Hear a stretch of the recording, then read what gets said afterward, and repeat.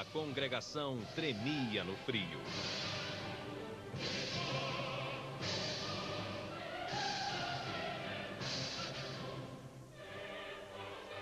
A Catedral de Notre-Dame vibrava com o som de 400 músicos e cantores.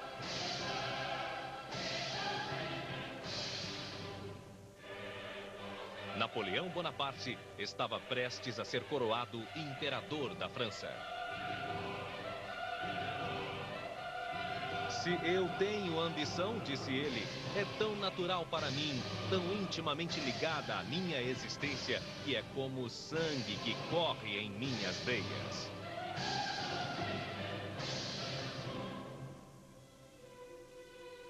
Era 2 de dezembro de 1804.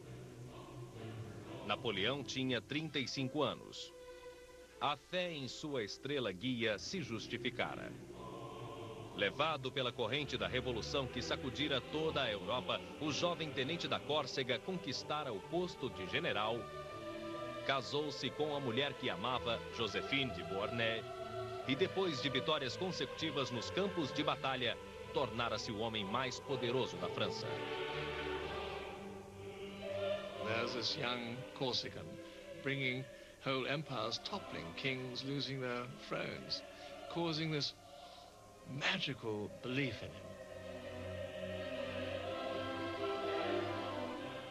An enormous presence, with a coil of spring intensity, like a bomb about to go off when he entered the room.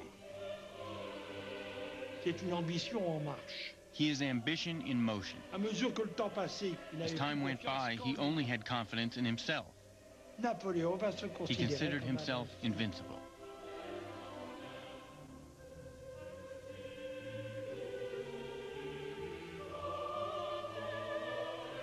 Napoleão subiu os degraus até o altar sozinho.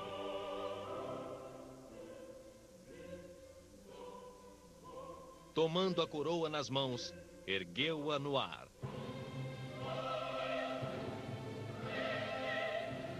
Depois, a pousou sobre a própria cabeça.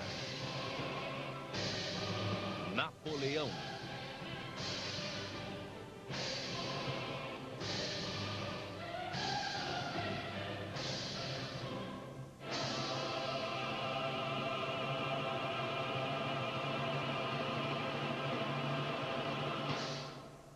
Almost incredible.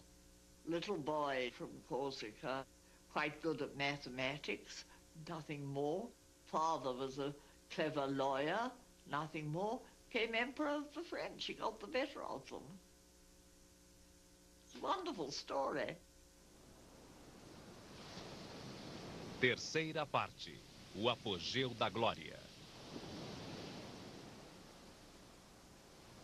No início de 1805, Napoleão planejava atravessar o Canal da Mancha e invadir a Grã-Bretanha com 2.000 navios e 200.000 soldados. Os franceses e britânicos estavam em guerra outra vez, inimigos irreconciliáveis, lutando para dominar o continente europeu. I think Napoleon reckoned that if he got across the Channel, his chances would have been excellent. And he was probably right. We had no army, we had a pathetic army, and Napoleon seemed to be invincible. As he said, if I am master of the Channel for 6 hours, I will be master of the world. Vou levá-la para Londres, disse Napoleão à imperatriz Joséphine. Quero que a esposa do César moderno seja coroada em Westminster, disse a ela. Para os ingleses, ele parecia capaz de feitos extraordinários. Seria capaz de voar sobre o canal ou cavar um túnel sob ele. O bicho-papão, ou Bonnie Man, podia chegar a qualquer hora. We despised him, and the cartoons of the time were incredibly vicious.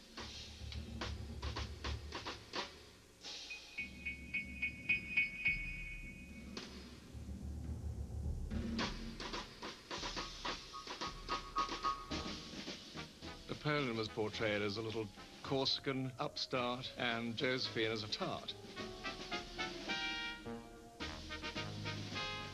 He was a little dwarf, facing the great might of the British establishment. On the other hand, mothers would tell their children at night, if you don't say your prayers, Boney will come and get you. As crianças britânicas sentiam pavor de uma popular canção de ninar. Neném levado, fique quietinho, ou Bonaparte virá de mansinho. Neném, neném, ele vai te escutar quando passar por este caminho e te fará em pedacinhos, como o gato faz com o rato.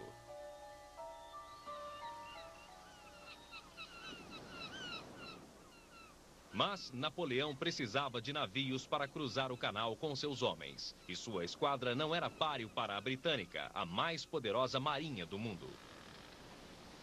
The Royal Navy was always there, and Napoleon says at one point, in despair, wherever I went, I always found the Royal Navy. And by August of 1805, he'd realized that the invasion of England was just not on.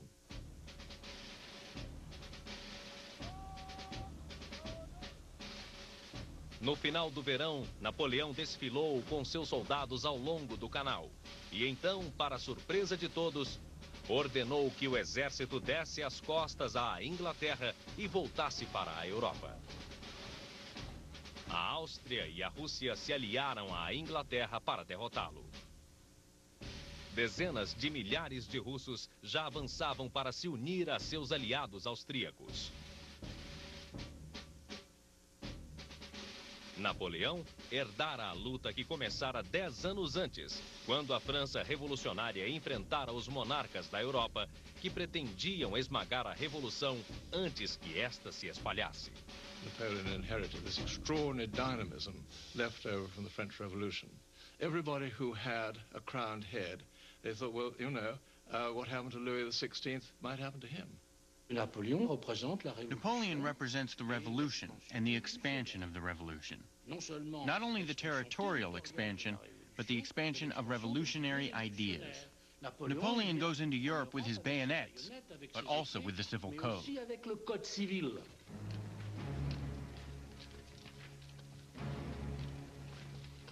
Inquietos, após longos meses de espera, os soldados de Napoleão queriam lutar. Eram veteranos obstinados, disciplinados pelas guerras na Itália e no Reno. Napoleão os chamava de La Grande Armée, o grande exército. He's got a bunch of the toughest, hammered down, ironed out roughnecks you ever saw, from generals down to buck privates. And he just sick 'em, boys. Eram os homens mais temidos do continente. Podiam começar a marchar antes do amanhecer e continuar até o cair da noite. O imperador encontrou um novo modo de guerrear, disse um soldado. Ele usa nossas pernas em vez de nossas baionetas. Imagine yourself carrying between 40 and 60 pounds of rations and musket and cartridges. Most of them were farmers' boys, grown up used to misery and walking and working from day to night. And these men would march something like 30 miles in a day.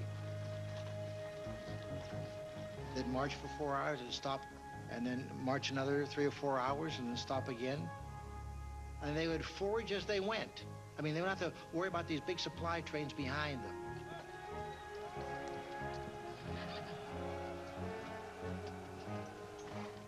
A Grande Armée era uma visão espetacular. Os esplêndidos uniformes ajudavam os soldados a se sentir mais fortes e mais corajosos do que eram. Faziam com que esquecessem os fatos crus da guerra. Lutavam por riquezas, pela glória da França e por devoção ao imperador. Napoleon was very popular with his soldiers. Il avait développé une espèce de culte. He developed a kind of cult of the emperor. Napoléon était certainement... Napoleon was very clever. He He knew how to talk to simple people, especially his soldiers. Quand il est en inspection ou sur un champ de bataille, il est capable. When he is inspecting the army, or when he's on a battlefield, he can remember which officer commands which regiment, which division, or which battalion, and can ask why this officer is not there when he should be there. Once he said, "Who was the bravest man in this unit?" The officer said, "This man." He took the Legion of Honor off his own coat and stuck it on the soldier's uniform. Can you imagine how that would spread in the army? Os soldados o idealizavam e ansiavam por uma palavra elogiosa ou por um tributo ainda maior, destinado apenas aos mais corajosos. Um carinhoso puxão de orelha. Media 1,58 m e a mão dentro do casaco era uma pose comum na época, mas que se tornou própria dele. Avec sa petite redingote et son chapeau. His little coat and hat were a kind of propaganda. Puisqu'il crée là un personnage. Because he created a simple character. Austère. Austere, but very recognizable. He appealed to the privates by wearing clothes like that. Here is a man who dresses like we do, like the soldier does, not like the generals and the marshals, but like us.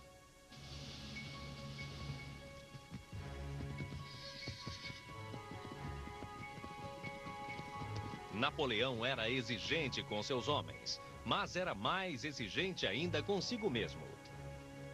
Ele cavalgava 10 horas sem parar, muitas vezes almoçando sem desmontar do cavalo. Dormia numa barraca ou sob as estrelas. Deitava-se no leito de campanha às 8 e se levantava poucas horas depois. Passava o resto da noite estudando relatórios e emitindo ordens. E ainda encontrava tempo para escrever a Josephine, lembrando-a de seu amor e cobrindo-a de beijos por toda parte.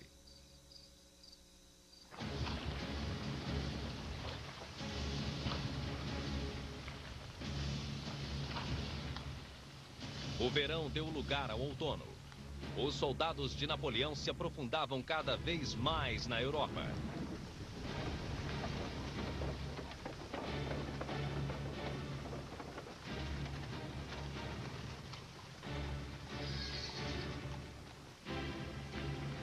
Dois exércitos inimigos os esperavam, totalizando quase 2 homens para 1.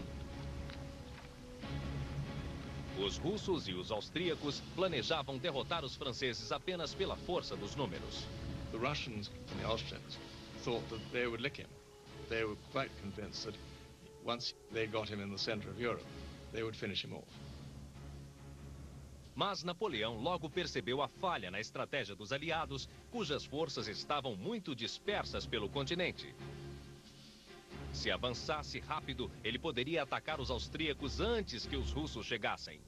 Well, he will swing in across Germany and cut off the leading Austrian forces. His plan is just hit first, hit with massed forces, and catch these boys before they can all link up. Em menos de 6 semanas, os franceses chegaram ao Danúbio, pegando de surpresa o exército austríaco do general Karl Mack.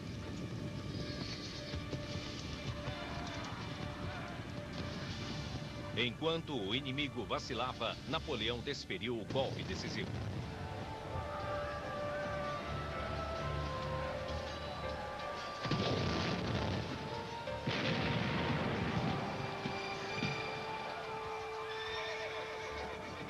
He comes down behind him, and any sensible general would have run. But the Austrian general there, Mock, decided he'd make a fight for it. And so he held his position.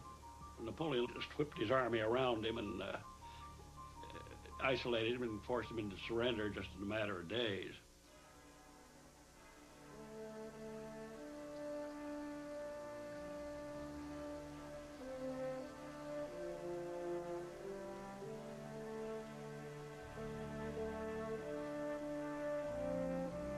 $27.000 homens se renderam. Mack perdera quase todo o seu exército. Eu queria lutar apenas com os ingleses, Napoleão disse ao general austríaco derrotado. Mas seu governante me provocou. Todos os impérios acabam um dia.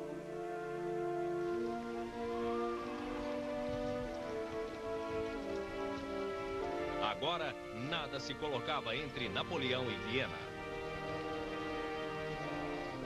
Tenho estado bastante cansado, minha boa Josephine. 8 dias debaixo da chuva pesada e com os pés frios me fatigaram um pouco. Mas cumpri minha meta. Destruí o exército austríaco simplesmente marchando. Napoleon, having moved at this great speed, 200,000 men marching 500 miles in 40 days. So there he has already, he's defeated half the Austrian army.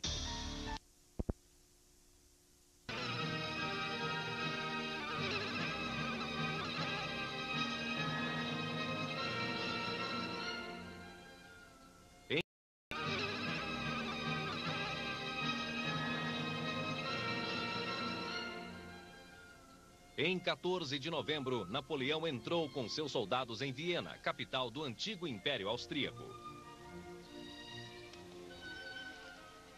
O imperador Francisco I fugira, deixando seu palácio e jardins para o inimigo. Enquanto Bonaparte fazia seu desfile triunfal pelas ruas da cidade, ele se retratava como um representante da Revolução Francesa, um símbolo da liberdade e do iluminismo. Mas muitos dos que antes o veneravam mudavam de ideia a seu respeito, inclusive Ludwig Beethoven. When Napoleon decided to make himself emperor, Beethoven denounced him as a vulgar person who lowered himself to the level of an ordinary king.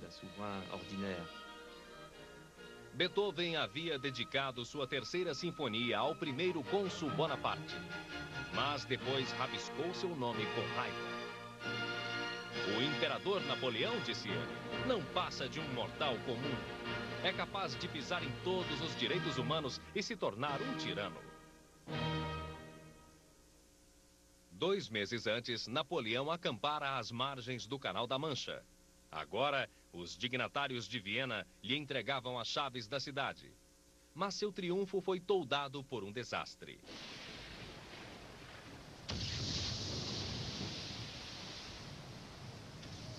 Em 21 de outubro, o almirante britânico Horatio Nelson surpreendeu uma esquadra francesa em Trafalgar e a destruiu totalmente, pagando com sua vida.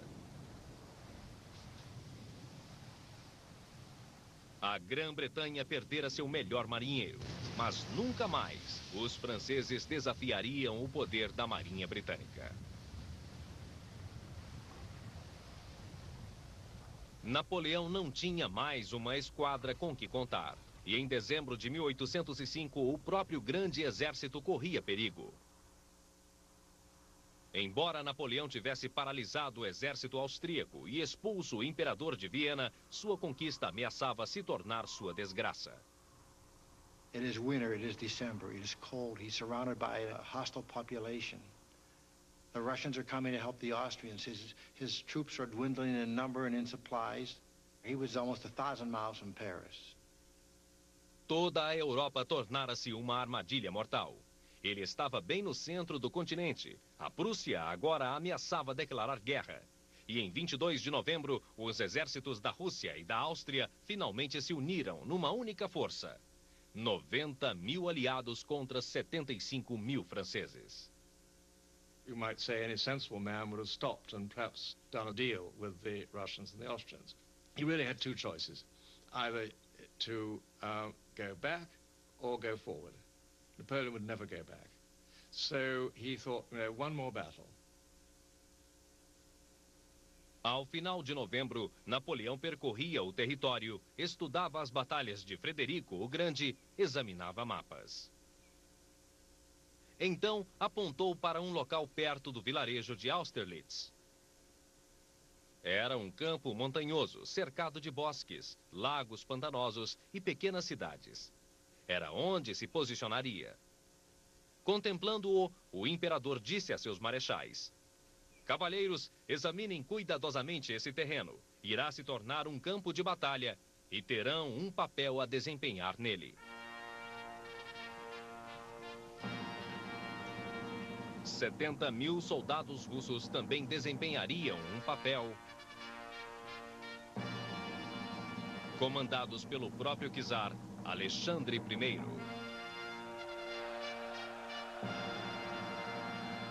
Com apenas 28 anos, ele estava ansioso para conhecer e vencer uma batalha e se cobrir de glória ao derrotar o invencível plebeu corso. Завидовал императору. Он его ненавидит. Alexander I hated Napoleon. He was jealous of him. Как он, русский император, He was a Russian emperor, born to inherit the most enormous monarchy in the world, but he was talked about much less than Napoleon. Il y a un côté mystique chez lui, et il a He had this mystical side and thought that destiny had given him a mission to organize Europe and defeat the revolution. Ça lui donne une certaine force, mais ça lui donne aussi... That gave him a certain amount of strength, but also made him rash. Vaidoso e inexperiente, o jovem czar era um alvo fácil para um dos maiores estrategistas da história. Napoleão estava em número menor, mas se pudesse controlar o campo de batalha e fazer o czar atacar quando, onde e como ele quisesse, teria uma chance de ser vitorioso. Napoleon knows that the enemy is aware that he is in a difficult position, so he will exploit it, like in judo. He will use a seeming weakness and turn it against the enemy. He will convince the enemy he is afraid. Et c'est là que son génie And that is where he shows his genius. He's going to make the enemy think that he is weaker than he actually is, to draw the enemy into an attack.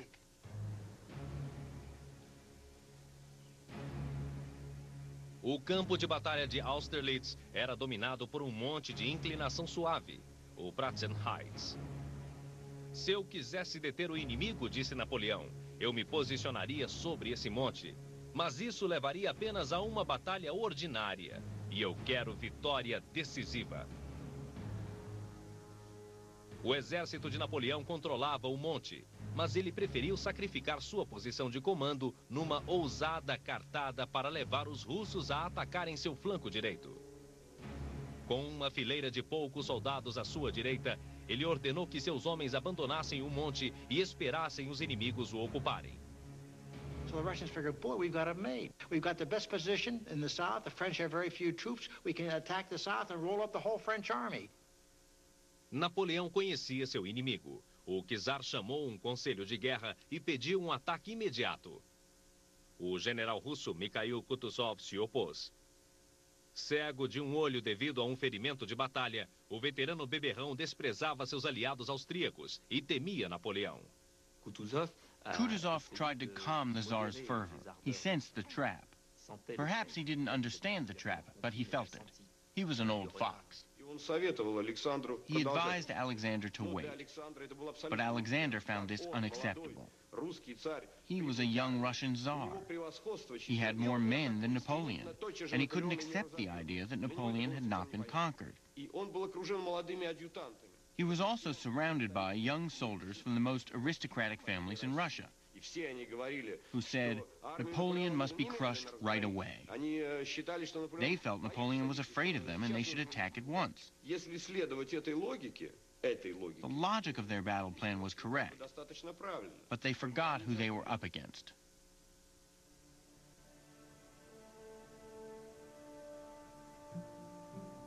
Na noite anterior à batalha, Napoleão comeu no jantar seu prato preferido de campanha, batatas fritas com cebola.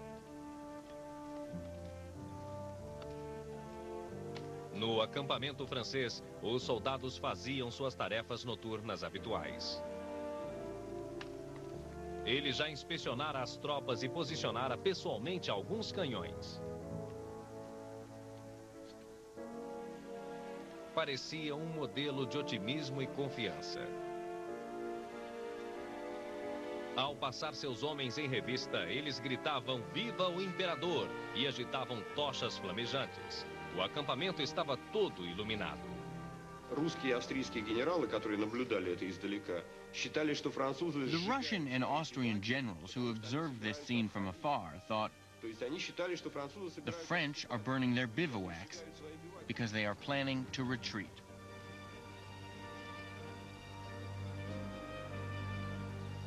Era 2 de dezembro de 1805, o primeiro aniversário de sua coroação.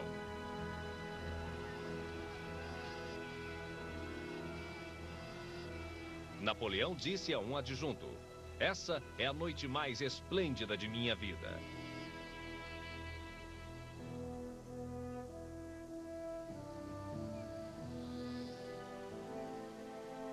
O dia nasceu com uma neblina impenetrável. O alto do Monte Pratzen parecia flutuar como uma ilha num oceano de névoa.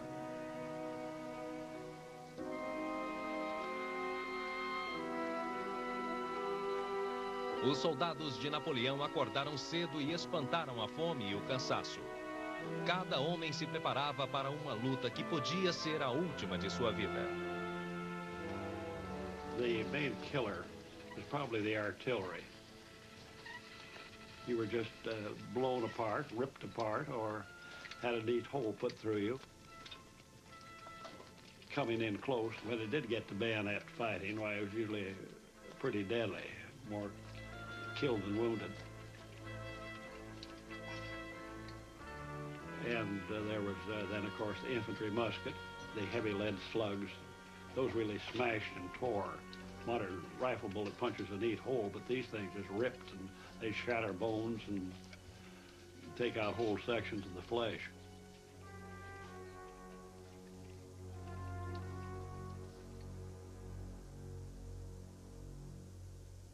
De seu posto de comando no Monte Pratzen, o czar, com fome de batalha, ordenou que os aliados descessem até o extremo do flanco direito e frágil de Napoleão, baseado no vilarejo de Telnitz.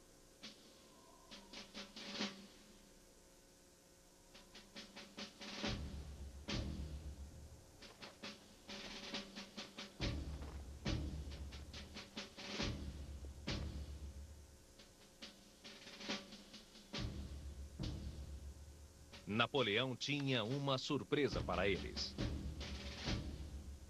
Eram 2 divisões de soldados que ele chamara de Viena. Percorreram 105 quilômetros em apenas 2 dias. Napoleão colocara reforços onde menos se esperava e mais rápido do que parecia possível.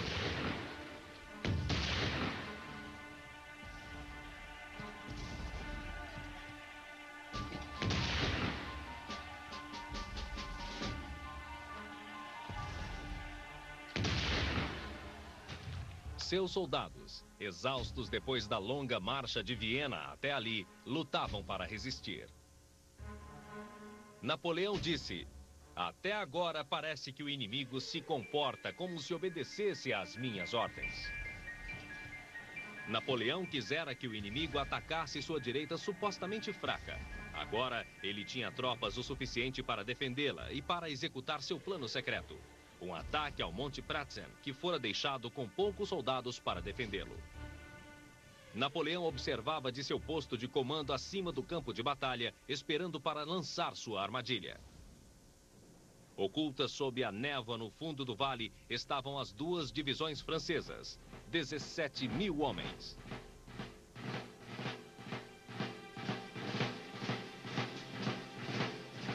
Napoleão deu ordem para avançar. Ele disse: "Um ataque certeiro e a guerra terá acabado." A névoa era tão densa que os soldados franceses mal podiam ver 10 passos à frente. Com o nascer do sol, o exército de Napoleão surgiu de trás das brumas.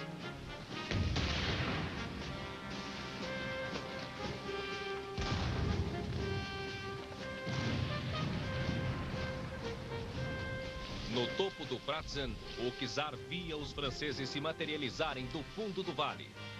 "Eles surgem do nada", disse a um adjunto. "Sua Majestade", disse o adjunto, "é melhor dizer que eles surgem do inferno."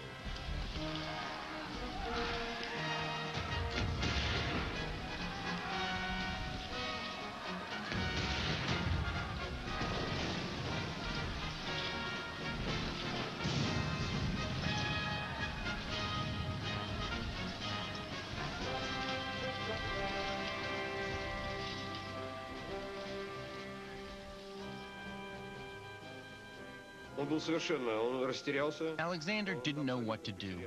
He was at an absolute loss. From that moment on, he completely lost control of his army. After the panic on the heights, he no longer participated in the battle. Vendo-se atacados quando pensavam que eram os agressores, disse Napoleão, eles se consideraram parcialmente derrotados.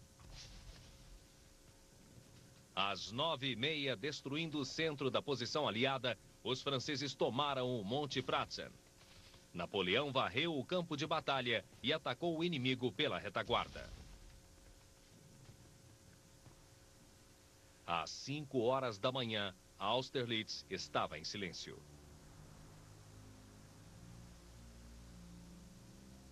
9.000 franceses haviam sido mortos ou feridos, assim como 16.000 russos e austríacos.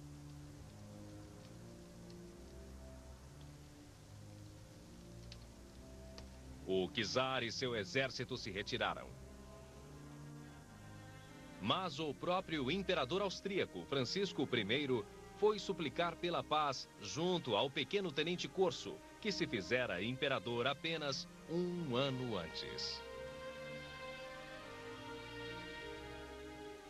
Francisco escreveu à sua mulher: uma batalha foi travada hoje, mas não acabou muito bem. Napoleão escreveu a Josephine: derrotei os exércitos russo e austríaco, comandados pelos dois imperadores. Estou um pouco cansado. Eu te abraço. Napoléon est en fait un artiste. Napoleon was actually an artist. Et la chose militaire a toujours été traitée par lui. And he always treated military campaigns as an art. Donc, il invente. He creates a situation, or a situation is imposed upon him by events. He thinks, and he finds a solution. He loves war, there's no doubt about that. But he loves war as an art. Batalha de Austerlitz tornou a estrela de Napoleão ainda mais brilhante. Ele conquistara sua maior vitória, a vitória que para sempre seria seu maior orgulho. Soldados, disse ele, estou orgulhoso de vocês. Hoje conquistaram uma glória eterna. Serão saudados com júbilo e bastará que digam, lutei em Austerlitz, para que as pessoas repliquem, eis um homem corajoso.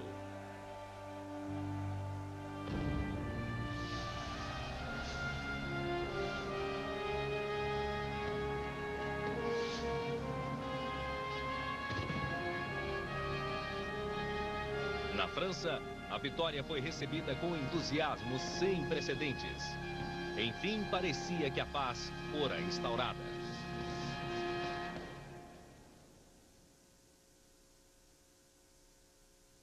Mas, 6 meses depois, Napoleão continuava no interior da Europa, preparando-se para uma nova guerra. Entre os soberanos, disse ele, as metas da guerra nunca vão além da tomada de uma província ou de uma fortaleza. Quanto a mim, sempre está em jogo minha existência e a de todo um império. Foi a conquista que me tornou quem eu sou. E somente ela pode me manter onde estou. Alarmados pelo crescente poder da França, os prussianos desafiaram Napoleão. Napoleão descartou o perigo. A ideia de que a Prússia possa tomar o campo de batalha contra mim sozinha, disse ele, parece tão ridícula que sequer merece consideração. Em menos de 3 semanas, ele derrotou os prussianos, fazendo 140.000 prisioneiros, deixando 25.000 mortos e feridos. O poderio do exército prussiano fora totalmente esmagado.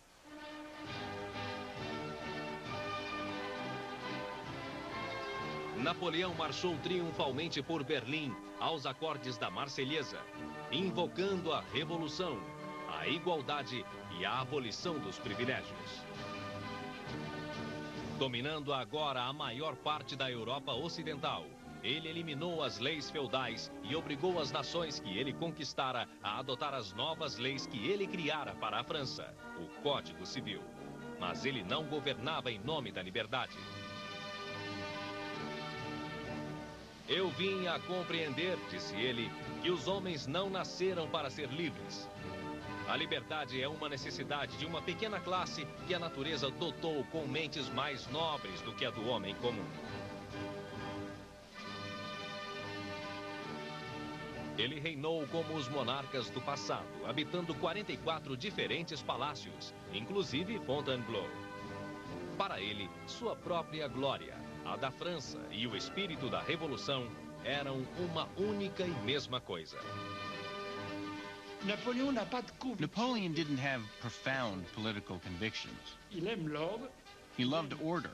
L'autorité. He loved authority. Les bonnes organisations. He loved well-run organizations. Il déclare, he said, qu'est-ce qui a fait la révolution? What was the cause of the revolution? La vanité. Vanity. La liberté n'a été qu'un prétexte. Liberty was only a pretext. Ele tinha 37 anos. Seu gênio militar transformara a França num império de muitas nações. Agora, ele voltaria toda a sua incansável energia para governá-las. Ele supervisionava tudo. Dissolveu um gueto judeu em Roma. Ordenou a execução de um livreiro de Nuremberg por publicar um panfleto hostil. Elaborou o currículo de uma escola para meninas. Il a dit qu'il était fait pour le travail. He said that he was made for work. Qu'il était infatigable. And that he was tireless. Il a dit, je ne connais pas de limite. He said there are no limits to how much work I can do.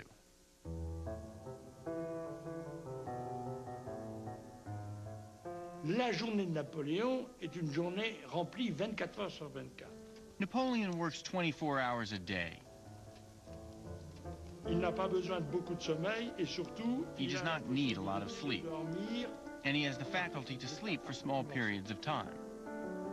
Il dormait à volonté. He slept whenever he wanted, just sitting on a chair for 5 or 10 minutes. Sa grande force. That was his great strength. Il commandait même au sommeil. He commanded even sleep. He commanded everything.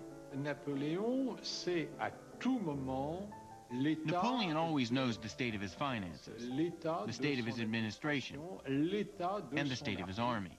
Rien ne lui échappe. Nothing escapes him, and he practically never delegates. Jamais. Il gérait les plus infimes détails et he managed the tiniest details. He intervened in administrative issues affecting the whole empire. Il a une fabuleuse mémoire. He has a fabulous memory. He understands everything very quickly.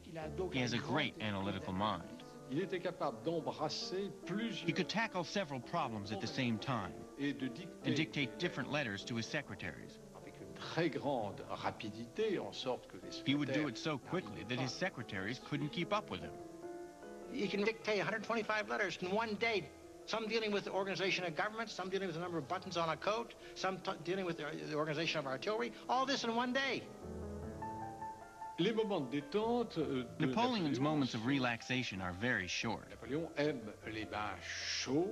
He loves hot baths and orders his valet to spray him with cologne water. Napoleon likes to use a lot of cologne water. Il se brossait les dents. He would brush his teeth with care. There was no toothpaste at the time, but he would do it very carefully. Il était très, très soigneux. He took very good care of himself. Pratos finos o aborreciam. Ele preferia galinha, preparada com quase qualquer tipo de molho, e macarrão com queijo parmesão. He was certainly not a gourmet. He didn't care what he ate, and he ate very quickly. His dinners lasted 15 or 20 minutes, while at the time, people took 2.5 hours to eat. Como bom homem de família corso, ele fez de seus irmãos e irmãs parte da realeza. Luís se tornou rei da Holanda. José, rei de Nápoles. Jerônimo, rei da Westfália. Preciso de minha família para estabilizar minha dinastia, disse ele. Se eu fosse distribuir os tronos de acordo com o mérito, faria escolhas diferentes. Tornou sua irmã Caroline uma rainha, Pauline uma princesa e Elisa uma duquesa. À sua mãe, ele dedicou o título de Madame Mère. Napoléon aura toujours beaucoup. Napoleon always had a lot of respect for his mother. Il sera toujours le fils de sa He mère. always remained his mother's child, even when emperor. C'était une femme qui avait été très étonnée par la réussite. She was amazed by the success of her son, Et qui avait peur que and she was afraid it wouldn't last. On raconte qu'elle disait She was toujours supposed to have often said, in her thick Corsican accent, just as long as it lasts. pourvu que ça dure. Enquanto Napoleão passava longos meses em campanha longe da França, Joséphine ficava em Malmaison. Ela não se sentia à vontade morando nos palácios das grandes famílias reais. Não fui feita para tanta grandeza, disse ela. Sinto o fantasma da rainha perguntando o que faço em sua cama. Malmaison era o refúgio de Joséphine. Lá, ela se dedicava a seus jardins, importando plantas, árvores e flores exóticas do mundo inteiro.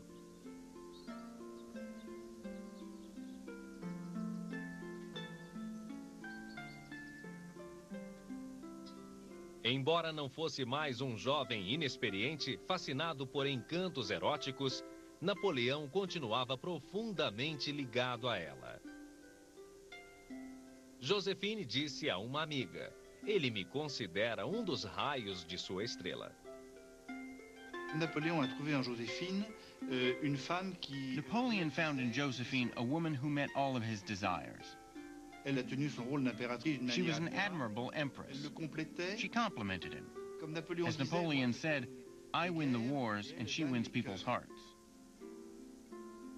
Joséphine parecia mais apaixonada agora do que nunca antes, embora sempre discutisse com seu marido. Ele achava que ela gastava demais, quase 1 milhão de francos por ano só em roupas. E ela tinha ciúme de suas amantes. Mas ele fazia amor assim como fazia as refeições, rapidamente. Ele dizia: minhas amantes não conquistam absolutamente meus sentimentos. O poder é meu amor. Ele não entendia por que Joséphine ficava tão contrariada. Ela leva tudo muito a sério, queixou-se. Vive com medo de que eu me apaixone profundamente. Não entende que não nasci para o amor? On a l'impression qu'il n'avait You pas get the impression personnellement that he didn't beaucoup de have besoins many sexuels, sexual needs. et qu'en tout cas, In any case, the lovers he did have, he had them because it was the thing to do. It was only normal for a sovereign to have lovers. ce n'était que des aventures. They were just passing relationships, and Joséphine made more out of them than she should have. Mais finalement, In the end, avec le temps, over time, créé une réelle complicité, un they amour created a real partnership. Mais quand même, ils s'étaient élevés ensemble. They had risen to the heights together. Si Joséphine lui avait donné un enfant, il aurait été l'homme le plus heureux. If Joséphine had given him a son, he would have been the happiest man in the world.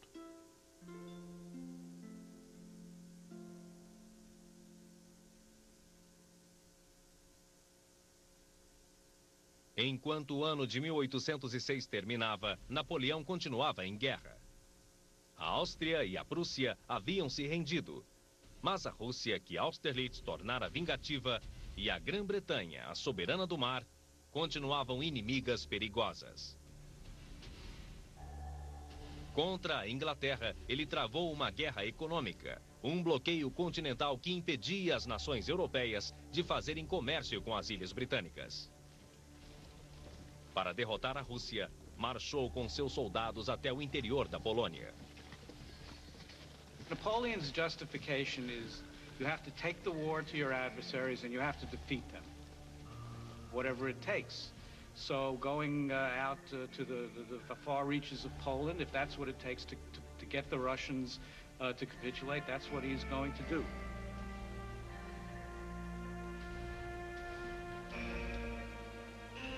Napoleão estava em Varsóvia quando foi surpreendido pela notícia de que os russos fariam um ataque surpresa. Ele revidou imediatamente, primeiro em Eylau, a apenas 195 quilômetros da fronteira russa. Em seguida, em Friedland, perto dali.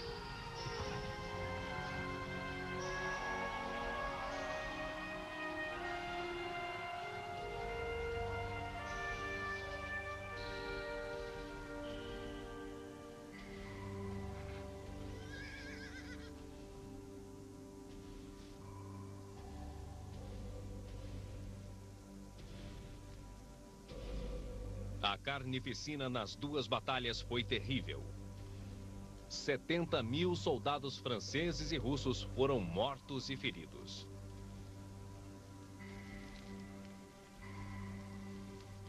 Não é mais combate, escreveu Alquizar, um general russo. É uma chacina. O exército de Napoleão estava exausto e ferido. O exército do czar estava arruinado. Alexandre não sabia o que fazer a seguir. When Alexander I was thinking about what to do after the Battle of Friedland, his brother Constantine said, "Sire, if you were considering fighting the French, you might as well give each soldier a gun and let him put a bullet in his head. The result will be the same." Em 25 de junho de 1807, Alexandre viajou até Tilsit, na fronteira oeste do Império Russo, para negociar a paz com o imperador da França. Para sinalizar sua igualdade de status, eles se encontraram numa jangada amarrada precisamente no meio do rio Niemen, a fronteira entre a Rússia e a Europa.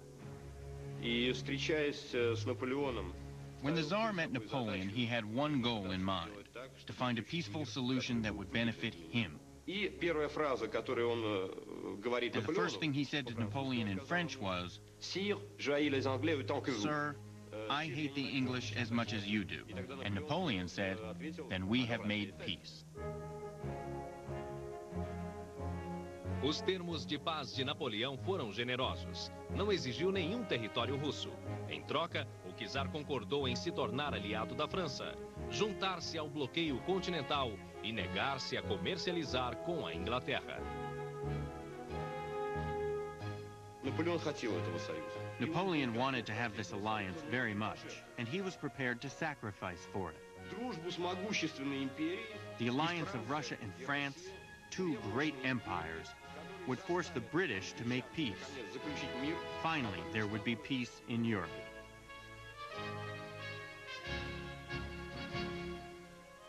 Dez dias antes, eles estavam em guerra. Agora, os dois antigos adversários se portavam como velhos amigos. O czar e Napoleão passavam longas horas juntos, inspecionando seus exércitos, dando medalhas a soldados dos dois países. Depois de 2 semanas, os dois pareciam ter criado uma verdadeira amizade. Napoleão ficou encantado com Alexandre. Descreveu-o como especialmente garboso, como um herói, com toda a elegância de um parisiense amável. O czar, por sua vez, parecia fascinado pelo poder de Napoleão.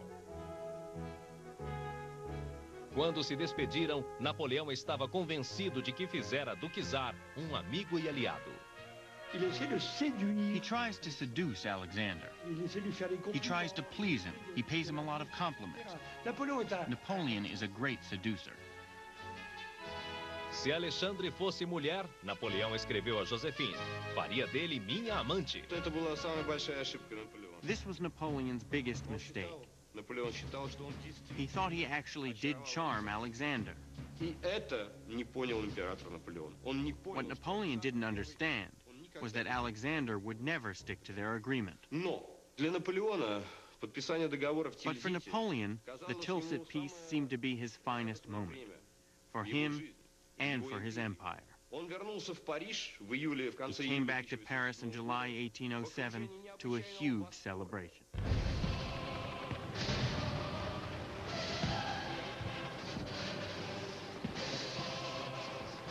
A França se alegrava com o tratado de paz entre as duas grandes potências. Mais uma vez, a paz na Europa parecia assegurada.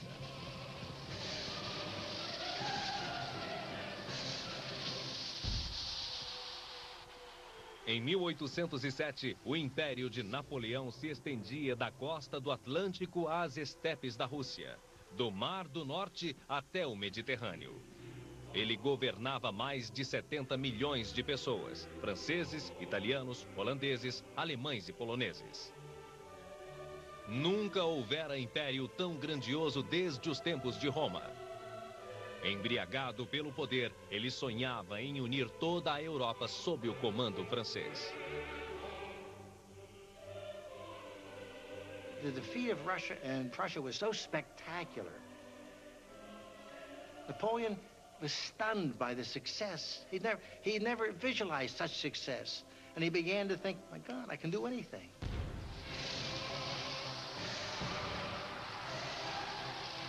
Sua estrela alcançara seu brilho máximo. At that moment, he begins to believe that he is infallible. A Superman. Someone protected by destiny. His famous star. Il a le pouvoir complet sur l'Europe. He has complete power in Europe. Et sa fierté and his pride is very great. C'est lui le because this is a former little artillery lieutenant who has made it to the top. A ambição nunca se satisfaz, escreveu Napoleão, mesmo no ápice da grandeza. Com 38 anos de idade, intoxicado pelo poder, o governante de quase toda a Europa estava decidido a fazer mais uma conquista. Seria um erro fatal. O fim.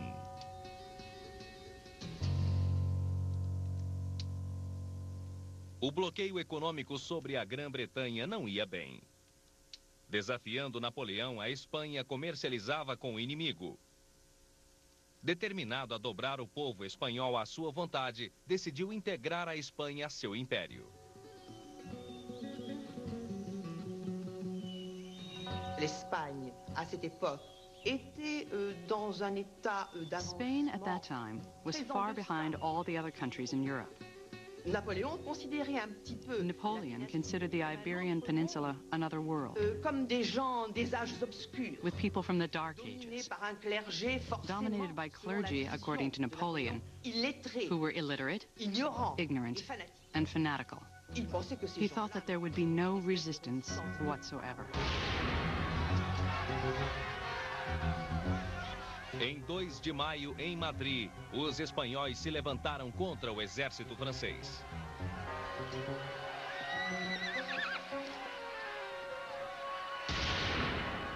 Ao fim do dia, 150 soldados franceses estavam mortos.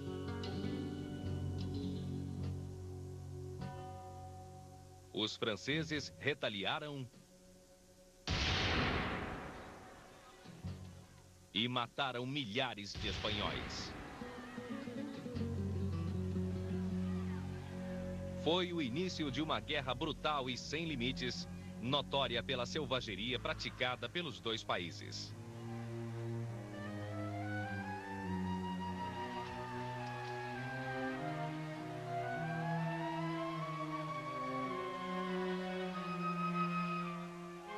Os franceses torturavam e mutilavam seus prisioneiros. Os espanhóis faziam o mesmo.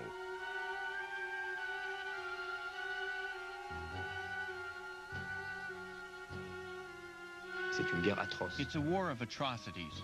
C'est une guerre qu'on a appelée la guérilla. It's guerrilla war.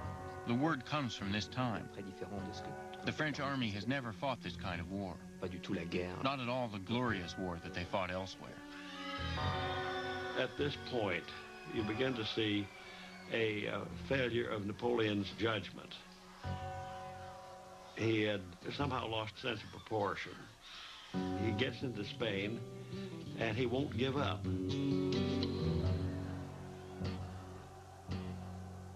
Milhares morreram, mas não houve vitória decisiva. Napoleão permaneceu com seus exércitos na Espanha durante 5 anos, sem conseguir domar o povo espanhol. Napoleon n'accepte plus. Napoleon no longer accepts advice. Napoleon ne croit plus. Napoleon only believes in himself. He only has confidence in his star. Et donc, so he is going to be blinded. Com a expansão de seu império, Napoleão foi assumindo o papel de um César romano, divino e infalível. Agora queria um filho que o sucedesse. Mas Joséphine não podia lhe dar um filho. E aos 46 anos, sabia que nunca conseguiria. Sei que serei expulsa vergonhosamente da cama do homem que me coroou, disse a uma amiga. Napoleão hesitou durante meses. C'était un couple très fort et très complice. They were a couple very well suited to each other. Il a toujours cru. Up to the end, he believed that Joséphine was his lucky star. Et jusqu'à la fin, c'est pour la raison. That's why it was so difficult to divorce her. Enfim, ele decidiu dizer a Joséphine que deveriam sacrificar o casamento pela glória da França.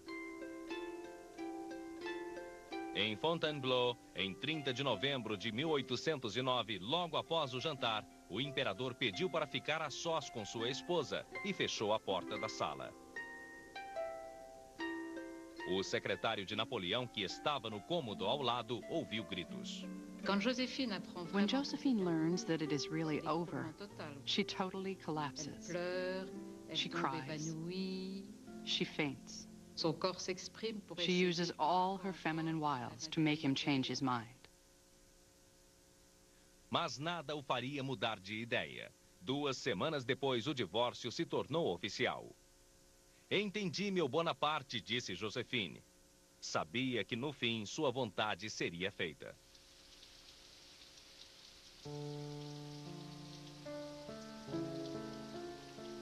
Joséphine foi imediatamente para Malmaison. No dia seguinte, Napoleão foi visitá-la num dia chuvoso. De mãos dadas, eles caminharam sob a chuva.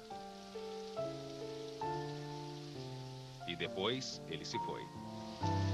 Pour elle, c'est fini. For her, it's over. Elle ne sera plus l'impératrice. She will no longer be Empress Joséphine. Mais Napoléon n'a pas non plus. But Napoleon doesn't want this break either. Il tient à Joséphine, il l'aime. He's attached to Joséphine. He loves her. Et donc and it's difficult for him too. Napoleão deu Malmaison a Joséphine, assim como uma pensão de 3 milhões de francos por ano. Agora estava livre para procurar uma nova esposa que lhe daria o herdeiro de seu trono.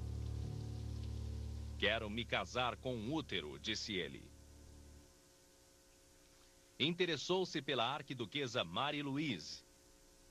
Aos 19 anos, era filha de seu antigo inimigo, o imperador Francisco I da Áustria. Essa aliança o vincularia aos Habsburgs, uma das maiores famílias reais da Europa.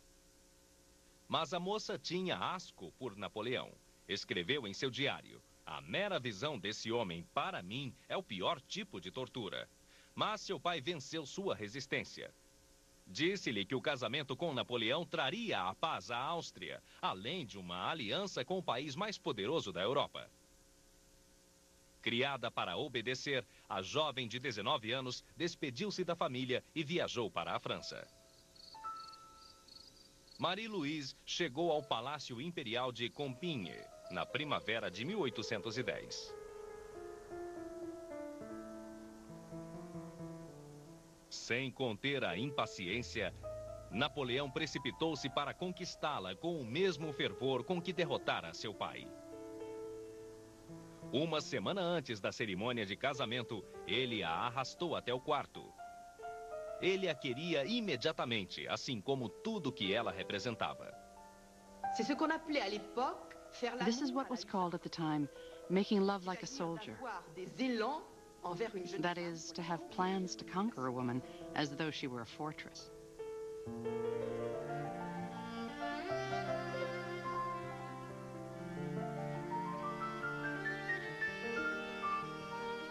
Mais tarde, Napoleão disse que a nova imperatriz só tinha uma coisa a dizer: de novo.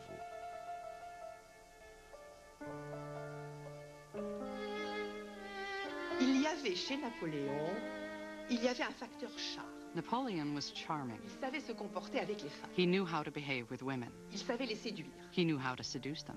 Mais vous savez, elle avait un But you know, she had a temperament that was made for love.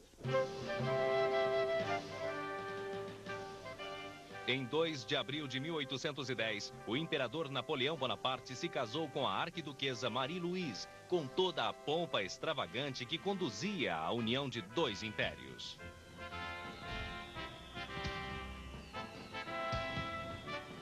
Ele me ama muito, Marie-Louise escreveu ao pai. E correspondo sinceramente a esse amor. Ele tem algo muito cativante e impulsivo que o torna irresistível. Napoléon devait se demander. Napoleon must have wondered if he was dreaming. Il épousait une Habsbourg. He was marrying a Habsburg. He was becoming allied with one of the oldest and most venerable monarchies in Europe.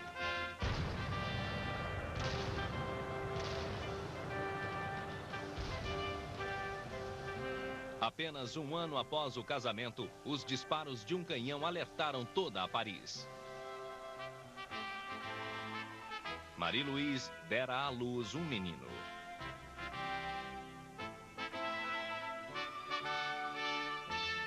Napoleão o chamou Rei de Roma.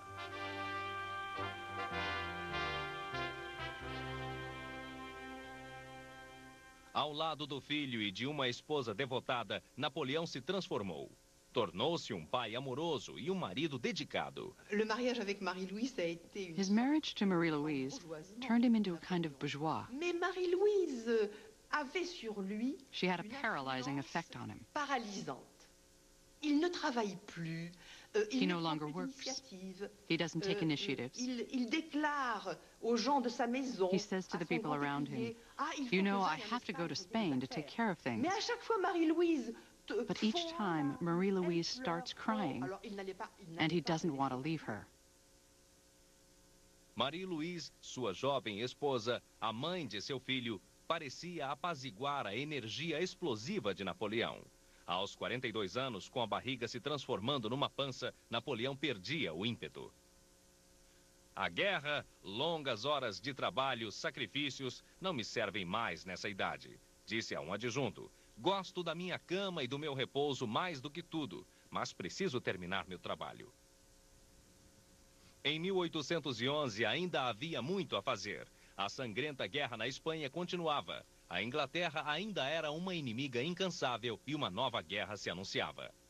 O czar Alexandre recusou-se a continuar participando do bloqueio continental aos produtos britânicos. A proibição de comercializar com a Inglaterra, imposta por Napoleão, estava arruinando a economia. Na primavera de 1813, ignorando os alertas de seus conselheiros, Napoleão invadiu a Rússia. Jamais na história um exército tão gigantesco fora reunido. Italianos, poloneses, alemães, franceses. Mais de 600 mil homens de todos os recantos de seu império. Napoleão profetizou que a guerra terminaria em 20 dias. An army of 600,000, it would seem to be absolutely irresistible, no matter what happened. He'll simply pour in enough men to overwhelm the Russians, force them to engage in battle and defeat them. O exército de Napoleão marchava lentamente pela imensidão da Rússia. Esperava aniquilar o inimigo em pouco tempo. Mas os russos se negavam a travar batalha. Napoleon had an army twice the size of the Russians. There were so many that the Russians didn't dare fight. They started to retreat because they didn't have a choice. They had to retreat. But while they were retreating, they were in fact weakening Napoleon's army. Com o passar dos dias, o calor sufocante do verão russo começou a causar estragos. Os soldados tombavam exaustos, doentes ou desertavam, milhares todos os dias. Após 2 meses, antes de Napoleão travar uma única batalha, 150 mil soldados estavam fora de combate. A lot of these foreign troops just took off and left. 1/4 of the army deserted. They weren't Frenchmen, they weren't loyal to him specifically. They were fighting because their king was allied to Napoleon. Enfim, com o final do verão, os russos se voltaram e enfrentaram o inimigo no vilarejo de Borodino. Moscou, a cidade sagrada da Rússia, estava em jogo. Enquanto os soldados do czar se preparavam para lutar, eles cantavam: "Essa é a vontade de Deus, essa é a vontade de Deus." They were prepared to die for Russia. Everyone saw this as a holy day, that they were going to die for a great purpose. There was a tradition to put on clean underwear before dying. They all put on clean white underwear and went into battle.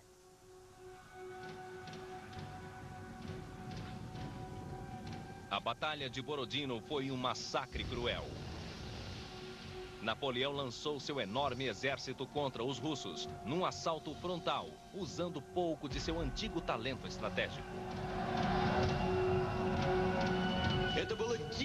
This was a wild attack. They were killing each other. There were deaths without stop. It was horrific.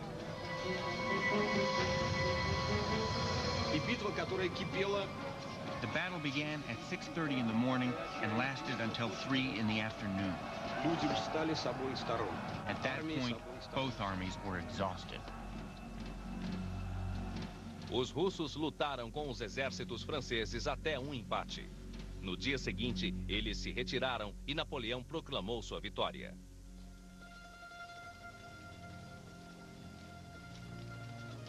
Moscou estava à disposição de Bonaparte, mas os russos não queriam selar a paz. O exército de Napoleão entrou na cidade, mas estava quase deserta. Naquela noite, Moscou começou a arder. Eram montanhas de labaredas rubras e ondulantes. Napoleão depois recordou: como imensas ondas no oceano. Foi a visão mais grandiosa, mais sublime e mais aterradora da história. The Russians burned Moscow themselves. And when Moscow went up in flames, this was the worst blow to Napoleon's army. Napoleon couldn't stay in Moscow. Temendo a chegada do inverno, mas hesitando em abandonar suas conquistas, Napoleão escreveu ao czar propondo negociar. O czar respondeu com um silêncio gélido. Depois de esperar 5 semanas, Napoleão mandou que seus soldados voltassem a seus países.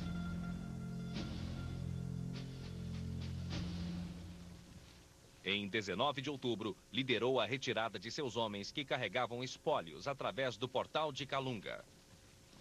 Era um dia cálido de outono.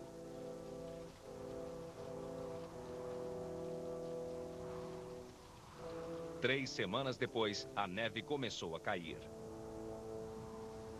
O inverno russo começara cedo.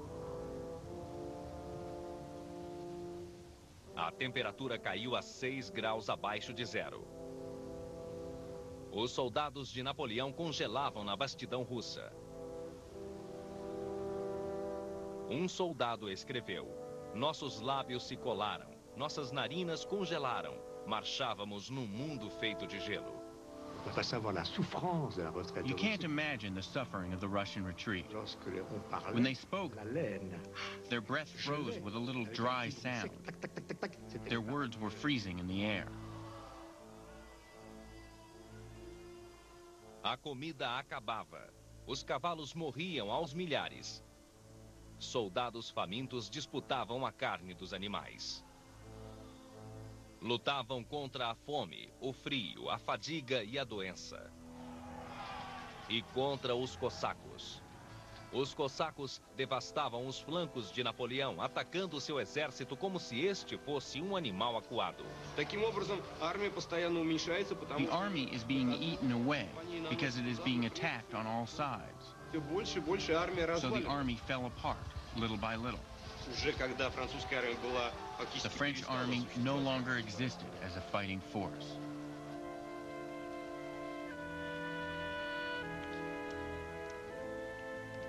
Napoleão via seus soldados morrerem. Temendo ser capturado, ele levava um pequeno saco de couro amarrado ao pescoço com um frasco de veneno. 6 meses antes, ele invadira a Rússia com mais de 500 mil de soldados, confiante de que venceria. Agora, em 5 de dezembro, rumores sobre um golpe em Paris o obrigaram a abandonar seus soldados e retornar à capital francesa. Enquanto seu trenó atravessava a Europa, ele comentou com um companheiro: do sublime ao ridículo, falta um passo. He lost 500,000 men, a staggering sum. Out of the 600,000 men who went in, 93,000 came back. Era o começo do fim, disse seu antigo ministro Charles Talleyrand. Farejando sangue, a Inglaterra, a Prússia, a Rússia e a Suécia se uniram contra ele. Apenas a Áustria, governada pelo pai de sua esposa, hesitava.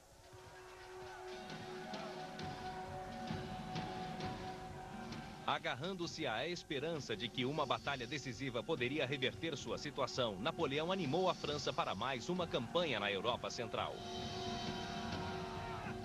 He just was fighting here, fighting there, fighting the next place, hopelessly outnumbered. Could never win, but still fighting like mad. No outono de 1813, os aliados alcançaram Napoleão em Leipzig. Tinham o dobro de soldados e castigaram o exército francês numa batalha cruel que durou 3 dias.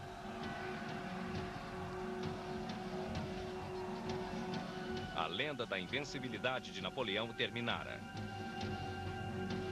Seus exércitos batiam em retirada em todas as partes da Europa. Há 1 ano, disse ele, a Europa toda marchava ao nosso lado.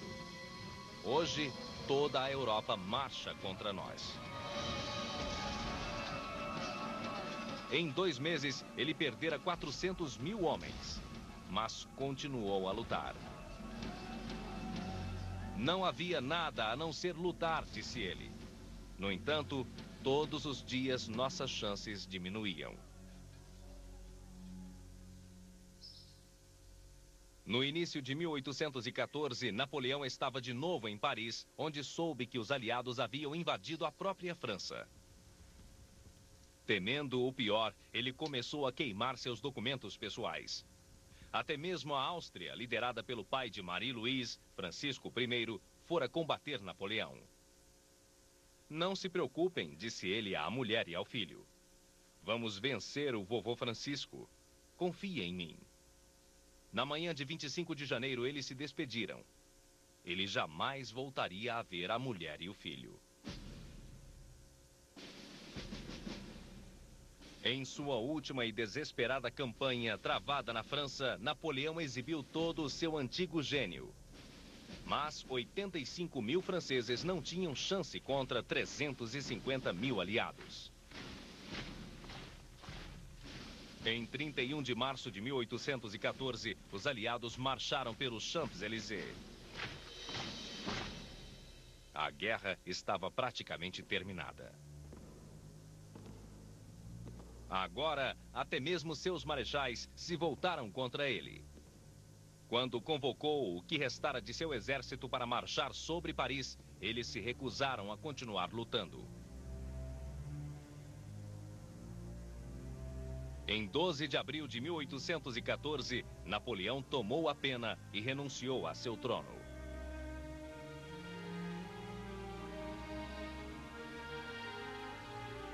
Sua Majestade parecia totalmente arrasado, escreveu seu secretário. Sua agitação às vezes era tão grande que, sem se dar conta do que fazia, arranhava suas pernas até sangrar.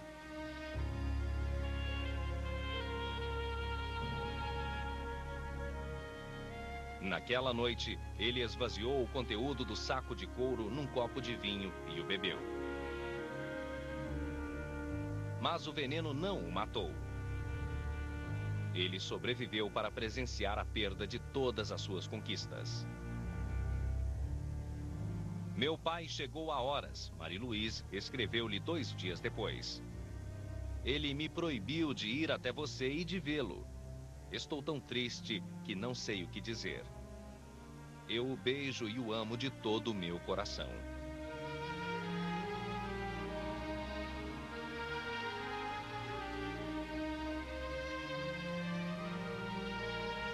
Em 20 de abril, Napoleão desceu as escadas de Fontainebleau para se dirigir a seus soldados uma última vez.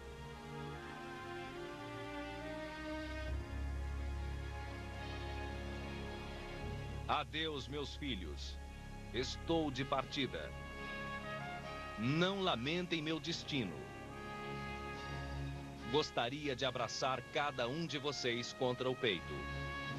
Deixem-me, ao menos, abraçar sua bandeira. Então ele pegou a bandeira do regimento e a levou aos lábios.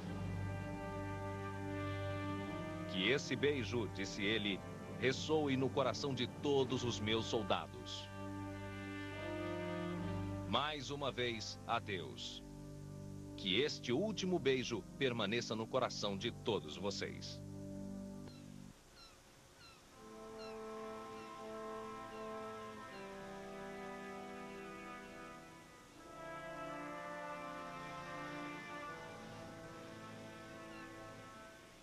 Um navio de guerra britânico levou Napoleão para o exílio.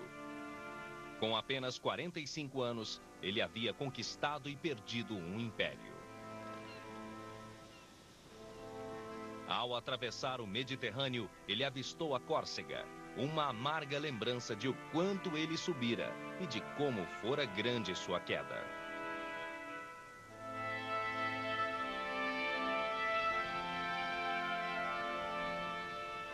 Recebeu uma pequena vila situada a 30 metros do mar.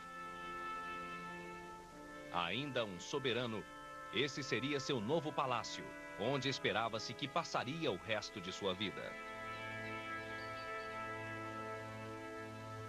Destituído de seu antigo posto, ele recebeu um novo título: Empedrado da Ilha de Elba.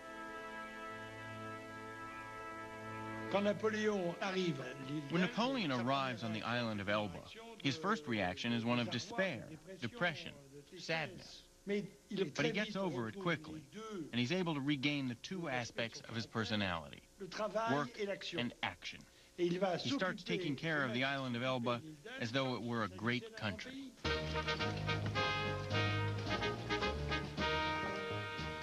Ele criou uma corte em miniatura, com um grande marechal, ministros do tesouro e da guerra e até mesmo uma bandeira que ele mesmo concebeu. Plantou oliveiras e amoreiras. Pavimentou as ruas, organizou uma coleta regular de lixo e ordenou aos seus súditos, os 13.000 camponeses da ilha, que não dormissem em mais de 5 numa cama. He still had a lot of genius and ability left in him. But it must have been boredom personified.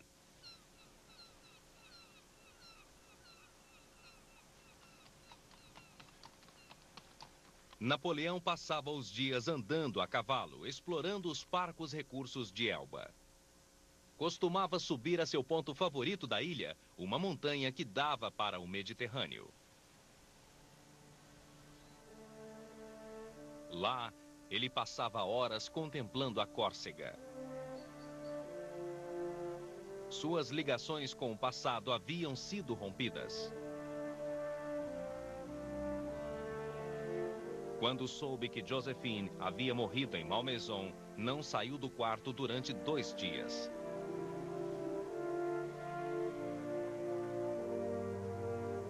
Com o passar das semanas, Napoleão se cansava de brincar de imperador de Elba. Nunca tirava os olhos da França, onde os aliados haviam cometido o erro de devolver ao trono um rei Bourbon ávido, mas fraco.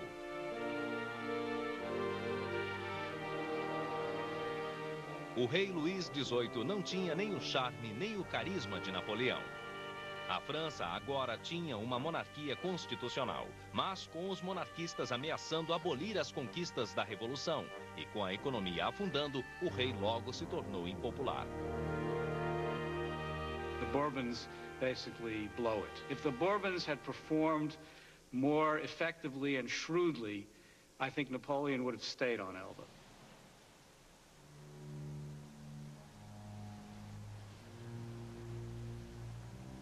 Durante 10 meses, Napoleão observou e esperou.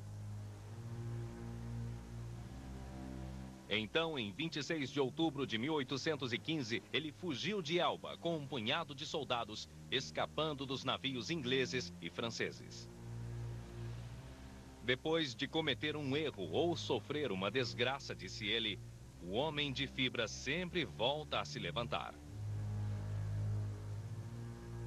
Uma vez na França, só o exército do rei podia se colocar entre Napoleão e Paris. 6 dias depois de chegar, enfrentou um regimento da infantaria que foi mandado para barrar seu caminho. Ele avançou sozinho para recebê-los. Soldados, gritou ele, se algum entre vocês quiser matar seu general, seu imperador, aqui estou eu.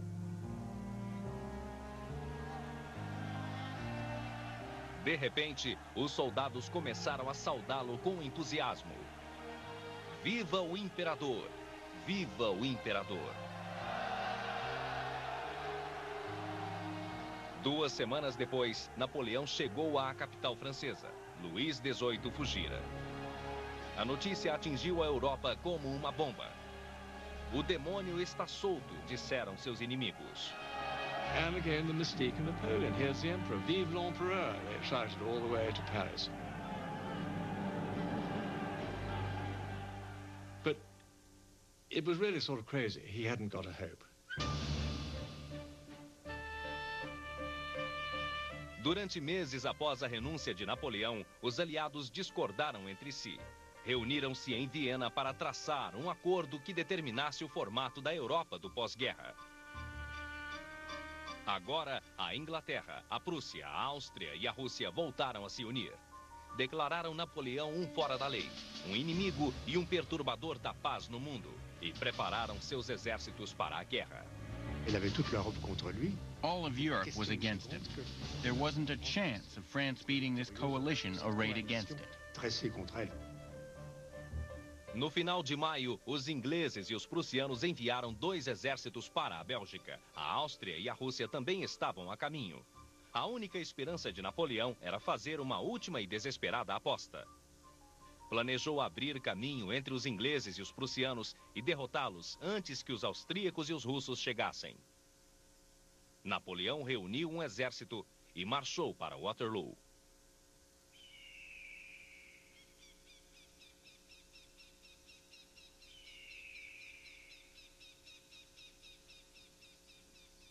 O destino de Napoleão seria decidido num campo de centeio, com 1,5 km de comprimento e 4 km de largura.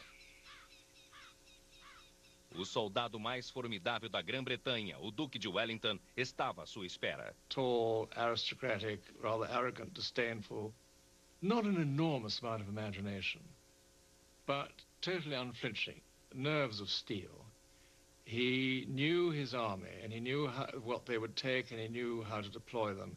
And he was superlative on the defensive. Wellington comandava 68.000 homens, mas contava ter mais de 72.000. Os prussianos, liderados pelo Marechal Blücher von Wallstadt. O maior desejo de Blücher era capturar Napoleão e fuzilá-lo. The Prussian troops idolize him. He's old, getting a little feeble, especially above the eyebrows. He likes his bottle, but he loved to fight and he hated the French. Com Blücher Blücher e os prussianos a seu lado, Wellington teria o dobro de soldados em relação a Napoleão. O duque esperava impacientemente a chegada dos prussianos. Wellington said to Blücher, "For the love of God, come as fast as you can. We'll fight to the last moment of the last man." Mas Blücher ainda estava a muitos quilômetros do campo de batalha e Napoleão enviara uma força considerável para interceptá-lo. Não se sabia se Blücher chegaria a tempo, isso se chegasse.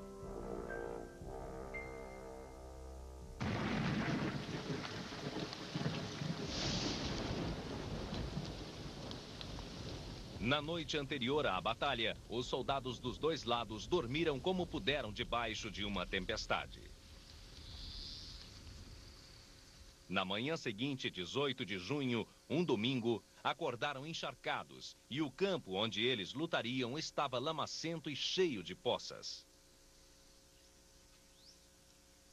Quando o sol se ergueu no céu, os duques e seus soldados se prepararam. Mas Waterloo permanecia em silêncio. Quase 5 horas haviam se passado desde a aurora, mas Napoleão não dava ordem para atacar. Ele disse que estava esperando que o chão secasse para que pudesse manobrar seus canhões. Certainly the ground was so drenched that he wasn't able to move his artillery. But this kind of thing never stopped him before. He attacked when he decided to attack. He lost the certainty that he still had his guiding star. Senti que a fortuna me abandonava, disse Napoleão. Não tinha mais a sensação de que venceria com certeza. Finalmente, às 11h30, a artilharia de Napoleão abriu fogo. Seu plano de batalha era simples. Os homens de Wellington ocupavam as casas rústicas que cercavam uma montanha no centro, assim como o topo desta. Para derrotá-los, Napoleão não fez manobras elaboradas. Arriscou tudo num ataque frontal compacto. He meant to attack Wellington first, and the quicker the better. He thought Wellington would run for his ships. Then he would turn around and blast Blücher. Pouco depois do meio-dia, Napoleão ordenou uma barreira de seu canhão mais potente. 74 armas atirando bolas de canhão continuamente no centro do campo de Wellington. Mas Wellington ordenou que seus soldados se protegessem atrás do cume da montanha em que estavam, além do alcance dos canhões franceses. Napoleon's motto is never attack a man in a prepared position. But here he has no choice. He's got to get Wellington out. Os soldados de Napoleão atacaram. Os ingleses contra-atacaram, empurrando os franceses para trás. The English were in a good position on the ridge, and in spite of that, Napoleon launched a frontal assault. This was perhaps not suicide, but it led to the loss of a lot of soldiers. You have the impression that he is issuing orders hoping for a miracle. He was living in a dream. Enquanto sua infantaria se reagrupava, Napoleão recebeu más notícias. Tropas avançadas do exército prussiano começavam a alcançar o campo de batalha. Napoleão precisava romper o cerco de Wellington imediatamente. A cavalaria francesa atacou sob as ordens do marechal Michel Ney. Este era chamado de o mais bravo entre os bravos. Convencido de que as fileiras britânicas se enfraqueciam, ele avançou com sua cavalaria.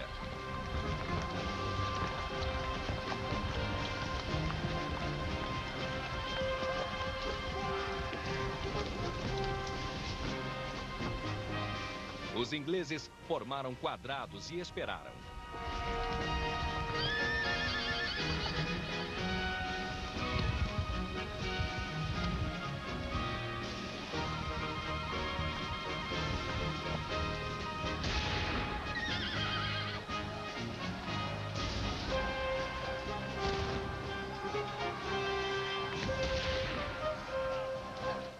Com paixão imprudente, Ney liderava um ataque após o outro.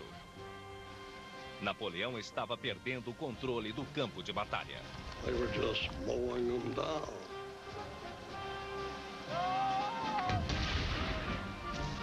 Sergeants went down and ranks went down.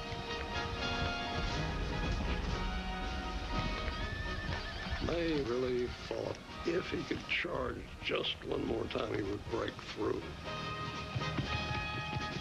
Just one more time, we'll do it, you know, and they followed him. They nearly broke through the British squares. Very, very close indeed.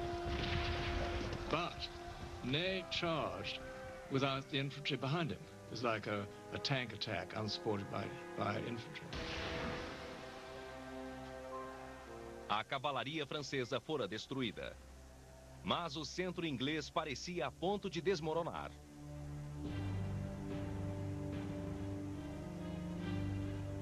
O sol se punha no horizonte, lançando raios vermelhos entre as árvores e a fumaça. Foi então que Napoleão os viu. Soldados prussianos emergindo por trás da fumaça, ainda distantes.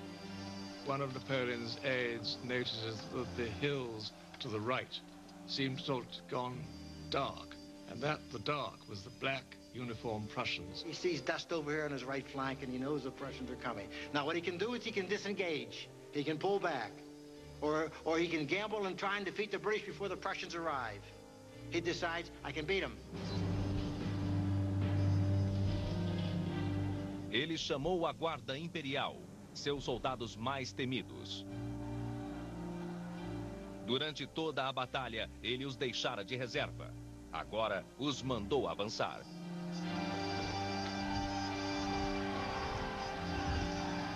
The dreaded guard. Very fearsome body that never retreated. And this was sort of the last chance. There was total confusion, fog and the smoke of cannon fire. And these terrifying-looking automatons coming straight at you 50 yards away. Estavam a apenas 40 passos de distância quando o Duque deu ordem para atirar.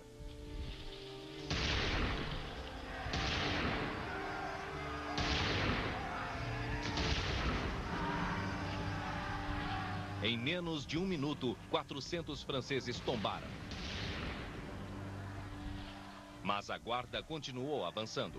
They were absolutely magnificent and came very close. They nearly broke through the British line.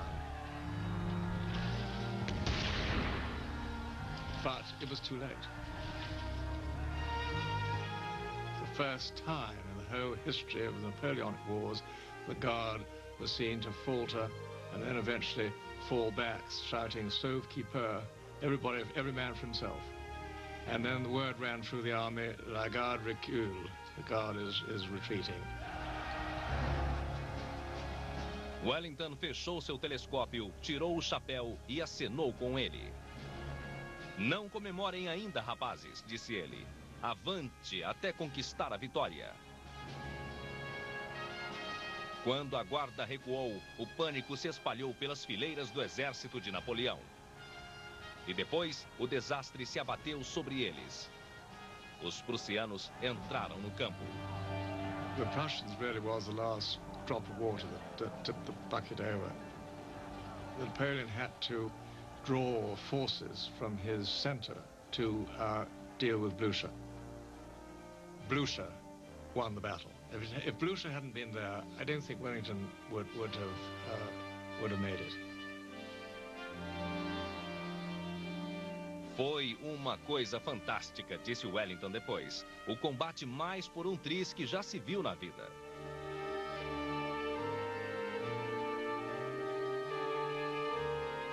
A batalha durara menos de 12 horas. Uma única tarde de domingo.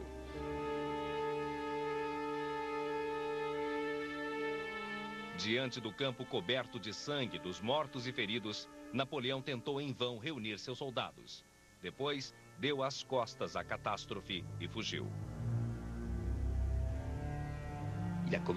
He began the battle too late. He gave orders that weren't clear.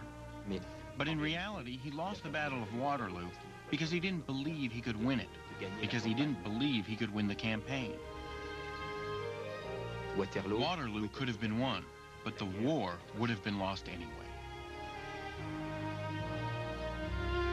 Com toda a Europa contra ele, Napoleão entendeu que era fútil prosseguir. Os exércitos aliados o cercavam cada vez mais de perto e ele deixou que o inevitável acontecesse. Em 22 de junho de 1815, 4 dias depois da Batalha de Waterloo, ele abdicou do trono pela segunda vez. Sem esperança de escapar, ele se colocou à mercê dos ingleses. Disse que desejava residir numa casa de campo perto de Londres. Os ingleses recusaram.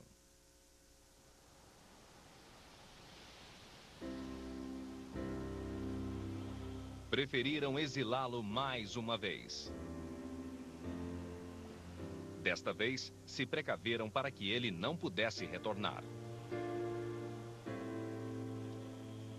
Permitindo que um pequeno grupo de leais seguidores o acompanhassem, enviaram-no para um distante posto do Império Britânico, uma rocha vulcânica ao sul do Oceano Atlântico, um dos lugares mais remotos do planeta. Santa Helena. Quando uma mulher de seu séquito descobriu para onde estava indo, tentou se jogar no mar.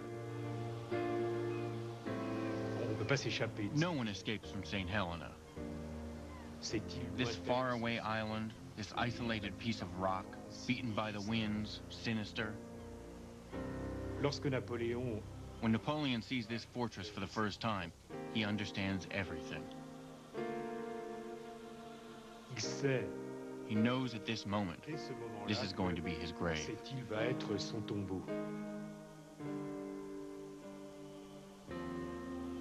O antigo imperador de quase toda a Europa viu-se confinado a uma ilha com 15 quilômetros de comprimento e 9 quilômetros de largura. Gostaria de adormecer, disse ele a um assistente, e só despertar daqui a 1 ou 2 anos. Em Elba, ele fora ao menos um imperador. Em Santa Helena, era um prisioneiro guardado por 2.000 soldados e 2 navios, que circundavam a ilha 24 horas por dia. Seu último palácio foi um bangalô de madeira que antes fora cocheiras de gado.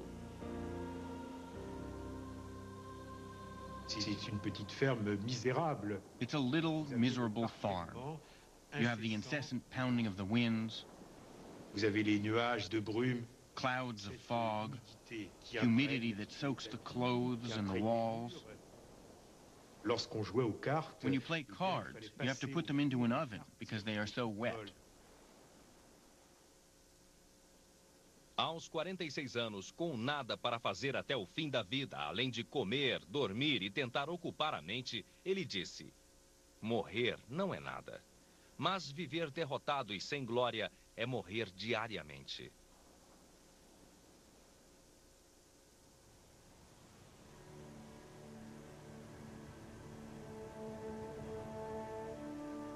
Sem ter lhe restado o melhor vestígio de poder nessa ilha perdida no Atlântico, Napoleão lutava para suportar o infinito tédio de seus dias. Ele praticava jardinagem, lia qualquer livro ou jornal que lhe caísse nas mãos, tentou reescrever uma tragédia de Voltaire, impôs uma etiqueta imperial rigorosa a seu séquito. Brigava com o governador inglês da ilha, que insistia em chamá-lo de General Bonaparte. Quando não conseguia dormir, chamava um de seus acompanhantes no meio da noite e dissertava sobre o mundo, ou explicava por que perdera a Batalha de Waterloo. Só uma arma havia lhe restado: a linguagem. Com as palavras, ele fez sua última campanha. Dia após dia, ele ditava suas memórias. transformando a história de sua vida em lenda. Sobreviverei, disse ele, e sempre que quiserem assumir uma postura altiva, estarão me louvando. Il avait, pendant ces jours-là, décidé que sa vie... He had decided during this time that his real life had ended, but that now his legendary life would begin, and that he had to take care of it. Ele reviveu suas decisões e batalhas, recordando seus maiores triunfos, para que o mundo os admirasse. Rivoli, as pirâmides, Marengo, Austerlitz, tudo isso é granito, disse ele, inatingíveis pelos dentes da inveja. O Código Civil, o Banco da França, as pontes sobre o Sena, as escolas, estradas, canais, bibliotecas, tornou-os todos símbolos de seu eterno legado. He reconstructs his actions to justify his choices, to say that he was the savior of the revolution, to say that he wanted peace, to say that he wanted a new world, and that the kings of Europe were opposed to a modern man, a man of action who was working for the good of the people. Et un homme qui travaillait pour le bien des peuples. He had little else to do but fight the battle of his image, of his reputation. And it was an extremely successful campaign. What is conveyed in this is an individual who can accomplish so much, so very much, through determination and energy and intelligence. This is his sense of himself.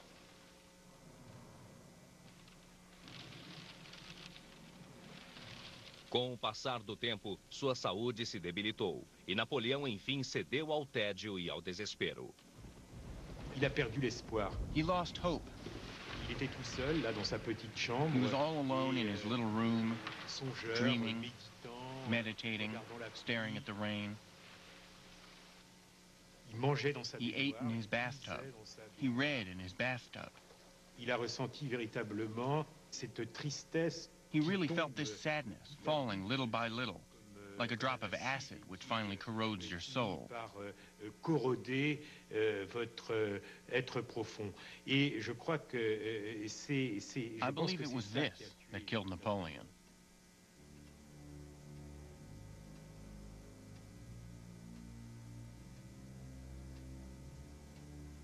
Napoleão resistiu 5 anos e meio na ilha de Santa Helena. Em 5 de maio de 1821, ele morreu, murmurando em seu delírio: França, exército, chefe do exército, Joséphine. Tinha 51 anos. Como era seu desejo, sua vida entrou para o imaginário mundial. Até mesmo seu exílio tornou-se um martírio glorioso. Santa Helena fora sua coroa de espinhos, a última etapa da crucificação. Minha queda, disse ele, irá me elevar a alturas infinitas. Napoleon considered it necessary to present himself as a martyr. Il le dit. He said, if Christ hadn't been crucified, he would never have been God.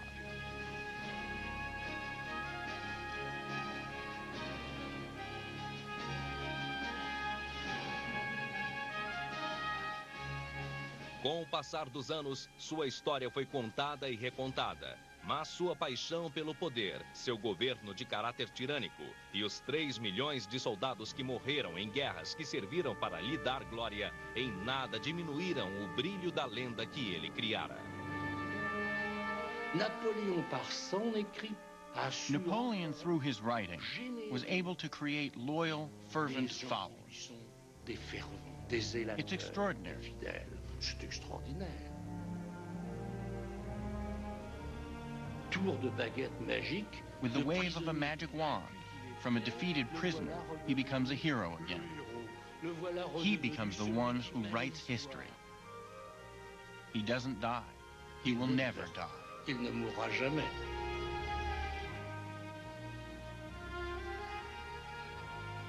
Tudo sobre a terra é logo esquecido, disse Napoleão. a não ser a opinião que deixamos gravada na história. Não há imortalidade que não seja a lembrança deixada na mente da humanidade.